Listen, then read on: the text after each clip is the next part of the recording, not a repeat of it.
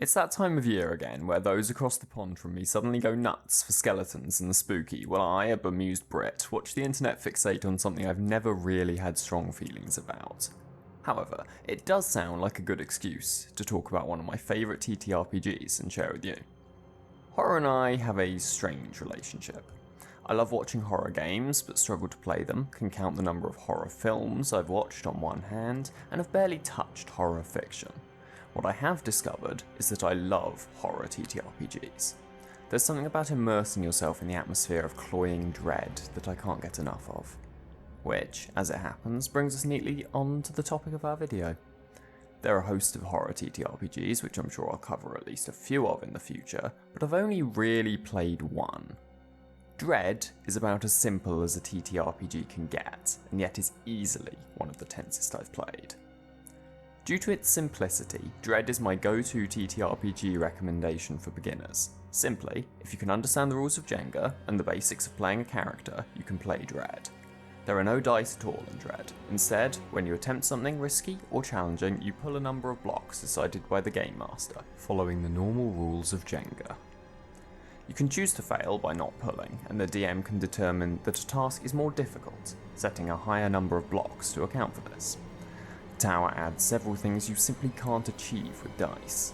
For one, tension and fear actively impact the character's abilities, with players' hands shaking more, making it harder to pull blocks. The other is the presence of the tower itself, looming over the players as a physical reminder of whatever terror they're facing, reinforcing the tension. The other fantastic addition the tower gives is a natural difficulty curve as the session progresses. The further in you go, the tenser everything becomes, the tower coming closer and closer to falling with every block pulled. Talking of the tower falling, what does that mean for the game? Simply, it spells the end for a character. When the tower falls, so does the character who is attempting to overcome some challenge when it did. While this typically means death, the website, which I've linked in the description, indicates insanity, cowardice, imprisonment and possession as other possibilities. This is potentially my only gripe with the game as it is.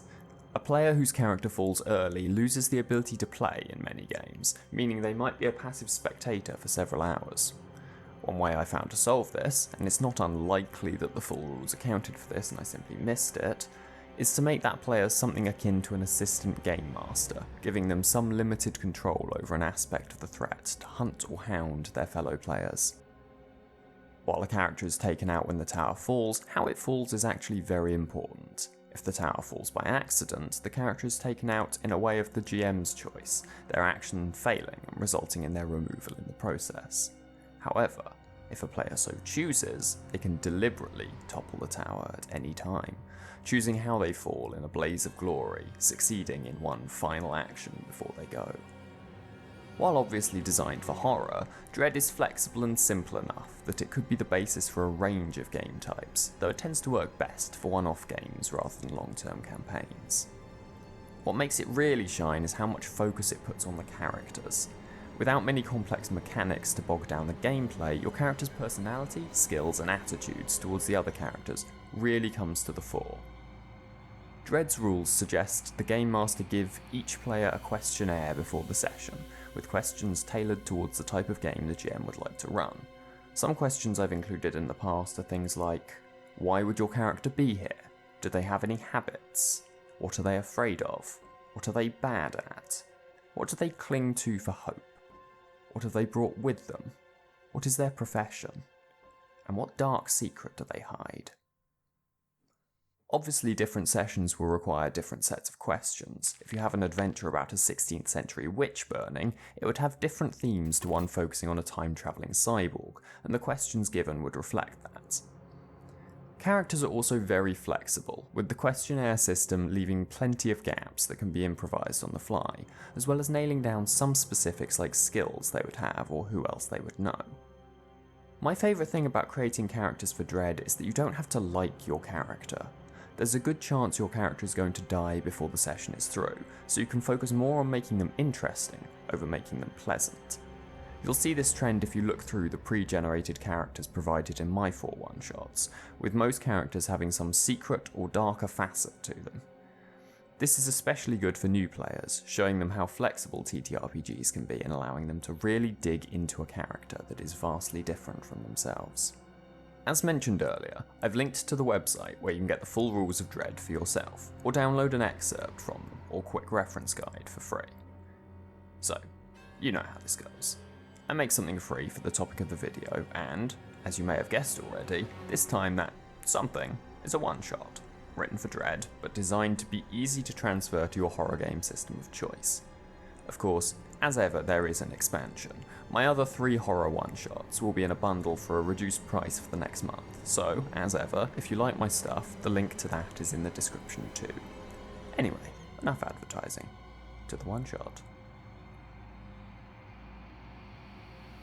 The Delirium Hotel was meant to just be a place to stay the night. A comfortable refuge from the winter's chill outside. As you gather in the foyer, well past midnight, a few things strike you as odd. Why is such a lavish place so empty? Where are the staff?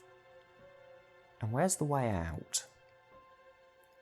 Now, if that sounds good to you, but you don't want to run it yourself, pause the video now, send it to someone you think might want to run it, and stop watching. Here be spoilers. So, with that out of the way, let's jump in to Sleepwalking. Sleepwalking is set within the sprawling confines of a possibly infinite hotel. Stalking the corridors is an insidious threat, a demon that feeds on the dreams of humans and takes control of their sleeping bodies.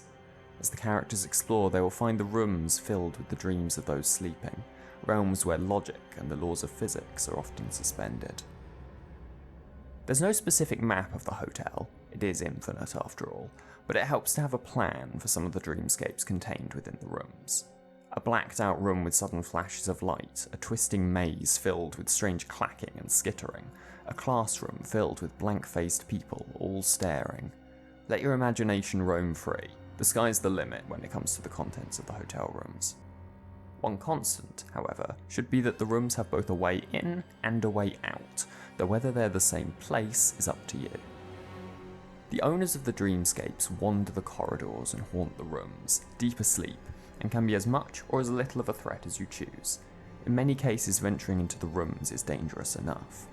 However, they can be used to threaten the characters, moving in odd, limp motions, clutching weapons, improvised or otherwise, or simply massing to follow the characters, driving them towards the true threat. As the characters explore, they should find clues, notes scrawled in a sluggish hand, daubed in paint on the walls or scratched into the skirting boards as people succumb to sleep. Find your room. Your room is your terror, your room is your refuge, your room is your freedom. If you wanted to, you could include a question about the character's favourite number within the questionnaire, though it would do well to conceal it with other, similarly innocuous questions.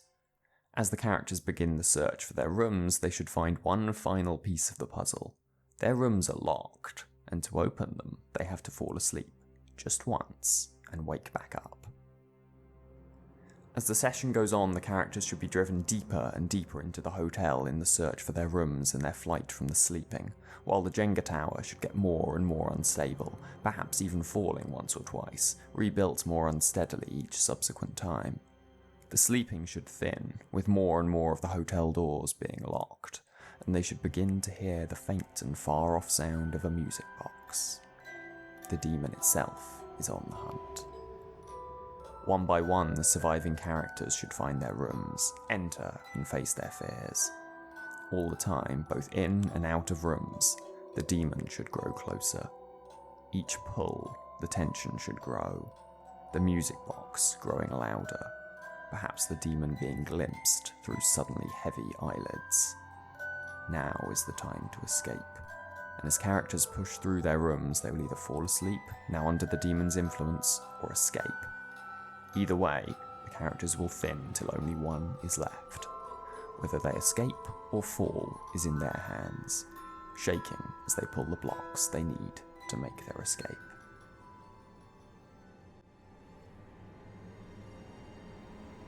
And that's the one-shot. You can find links to it in the description, both the Google Drive link where you can download it for free, and to my itch.io page where you can choose your own price. In addition, you'll find links to the bundle of my other 3 system-agnostic horror one-shots, as well as each individual one. There'll also be a link to Dread itself, which I highly recommend you checking out and giving a try.